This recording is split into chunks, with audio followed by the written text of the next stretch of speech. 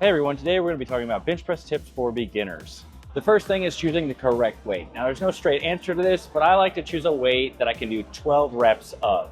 In the beginning, the bar is my max actually, so be patient, the strength will come. As you gain more strength, you can add more weight to the bar. Those little 2.5 and 5 pound plates really add up, so use them. Next we'll go over a few simple but easy tips to remember while bench pressing. First, your grip. This one is paramount to performing a proper bench press. I like my grip width to be a bit outside my shoulder width, with my pinkies lined up on one of the bar lines. Next up is feet placement. Remember to keep the heels of your feet behind your knees. This helps keep you stable and your body tight for a good press. You don't want your back completely flat on the bench. This would put undue burden on your spine, so keep your back arched enough where it feels tight. Next, try to tuck your shoulder blades in. In almost any big lift, the more compact and tight you can be, the more power you can generate. Have you ever experienced shoulder pain while bench pressing? Well, chances are you may have been flaring your elbows out. To combat this, you may need to have the bar come down closer to your lower chest area. When you're ready, take a deep breath and hold it as you come down with the weight. I'm a bit weird and hold my breath the entire extent of the press, as I feel this helps keep my core tight. But if you choose to, you can exhale as you come up with the weight. Last on essential tips is remembering to do the bench press first on chest day. Achieving a good bench press requires your undivided attention. Performing other chest exercises before benching can cause the chest to fatigue, which will greatly diminish your bench press performance. My rule of thumb is to do the exercise that requires the most amount of power first. The next topic is wrist pain. It's something you really need to look out for, especially on those heavier weights. Wrist pain is a common occurrence and something you need to look out for. I still get wrist pain, but this is due a lot to commercial gym bars. More on that later. For proper wrist form, you want the bar to rest across the lower portion of your hand. Don't place it straight across your palm, or this will cause your wrist to bend backwards, especially with heavier weight. Next up we have essential equipment. And my favorite piece of essential equipment isn't gloves, it isn't elbow wraps. It's actually chalk. I'll frequently use this on anything to do with a barbell, but to avoid spilling, remember to use a container or even a 1-gallon plastic bag to keep it from spilling everywhere. Next up on essential equipment is actually a spotter.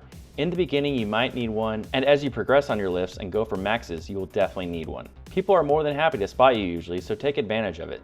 Remember when I talked about wrist pain? Well, some of that wrist pain can come from bars that spin too much, like this one.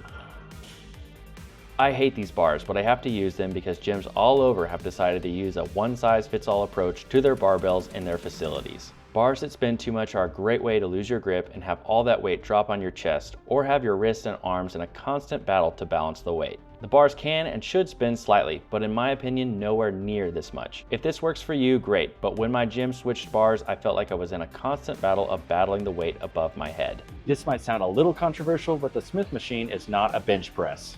It does have its uses, but it is far from what a bench press should be. I'll say 3 things on this matter. The bar weighs barely anything, the bar follows a very specific track that goes against your body's natural path of movement, and because of this strict path, you won't be activating your stabilizer muscles like you would on a real bench press. What I'm really trying to say is you'll really miss out if you choose this over an actual bench press. In the end, sure, you can use this machine to build your chest, but I would not call this a bench press. You can, but I'm not going to. Next up, we're going to talk about bench press calculators. I don't know where or how these came about, but they seem so silly to me and I would trust their results with a grain of salt. For instance, lately I did 315 14 times. The calculator said my max is 455, and let me tell you that is way off. I don't do that much yet. Watch out for calculators like these and do the actual lift with a spot if you want to see what your max truly is. Mike, we're talking about bench pressing. Why are you doing abs? Abs and a strong core overall improves the bracing posture of your bench. A good bench press posture can boost your bench by several pounds or even several reps, so remember to work your core to maximize your bench press results. Working my core has actually been instrumental in improving my bench press. For this, a six-pack isn't the goal, but a stronger core overall will definitely help you make gains on the bench. Another key secondary muscle group to work is your triceps and your shoulders. One of my favorite tricep exercises that greatly improved my bench is the overhead tricep extension. I believe this exercise truly helps those who have trouble getting stuck midway through a press. The only downside is they can be hard on the elbows, so it's best to warm up before starting this exercise.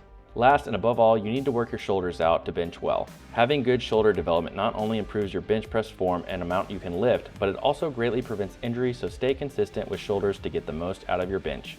That's everything. Remember to subscribe, and thanks for watching.